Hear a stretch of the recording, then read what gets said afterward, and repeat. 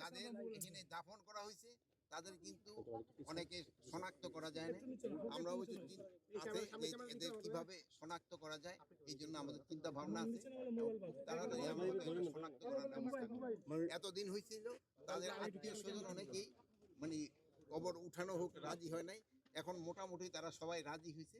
যদি তারা সবাই রাজি হয়ে যায় আমরা তাদের এটা এই মানে তাদের রিপোর্টে আমরা শনাক্ত করব, এবং যদি কেউ ডিএনএর মাধ্যমে আর যদি কেউ যদি এখান থেকে তাদের গ্রামের বাড়িতে নিয়ে যেতে চায় ওটাও আমরা তাদের অ্যালাউ করবো, যদি তার কোথাও যদি নিতে চায়। যেহেতু এই জিনিসটা হলো, আমরা কিছুদিন আগে আমি এবং আমাদের আদিলুর রহমান ভাই দুজনে আমরা মুন্সিগঞ্জ গেছিলাম, সেই সময় তারা বলছে যে না আমরা এখন সবাই মোটামুটি রাজি, আপনারা এখন শনাক্ত করতে পারেন। এখন ওনারা যদি সবাই রাজি হয় আমরা শনাক্ত করার ব্যবস্থা। বান্ডেল থাকলে প্রতি সিনেমানিতে এটা কতদিন নাগাদ শুরু হতে পারে? একটু বলি না এই প্রসেসিংটা শুরু সময় লাগবে না, সবাই যে সময় রাজি হয়ে যাবে সে সময় আমরা উপদেষ্টা এখানে বিষয়টা হচ্ছে যে আপনারা বলছেন শতাধিক কবর, মানে বলা হচ্ছে শতাধিক লাশ আছে, নির্দিষ্ট করে এখন পর্যন্ত পেয়েছেন কিনা, কতগুলো আসছে? এখানে একটা সংখ্যা 114টা আমরা এখন পেয়েছি 114।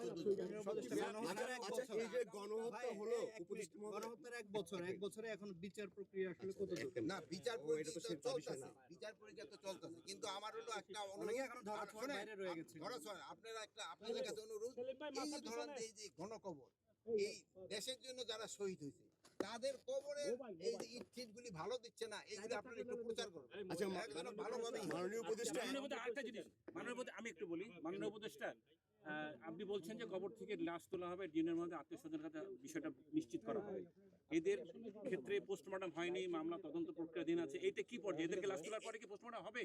মামলা তদন্ত ডিএনএ টেস্টে যেসব করতেছে সেটা পোস্টমর্টমের মতো হয়ে যাবে, বাট যেহেতু এটা তো ডাক্তারের মাধ্যমে হবে, তো এর একটা কমিটির মাধ্যমে হবে, তারা পুরোটা আপনার ডিটেইল বলতে পারবে যে কিভাবে।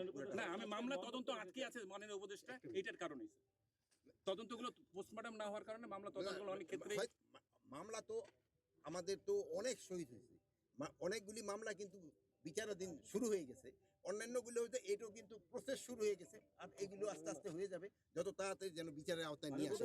আরেকটা জিনিস হলো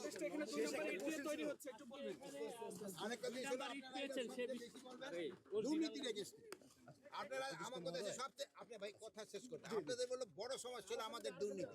আপনি যদি দুর্নীতি না কমাইতে পারেন না, এই দেখেন শহীদের কবর হচ্ছে, এখানেও দেখেন এই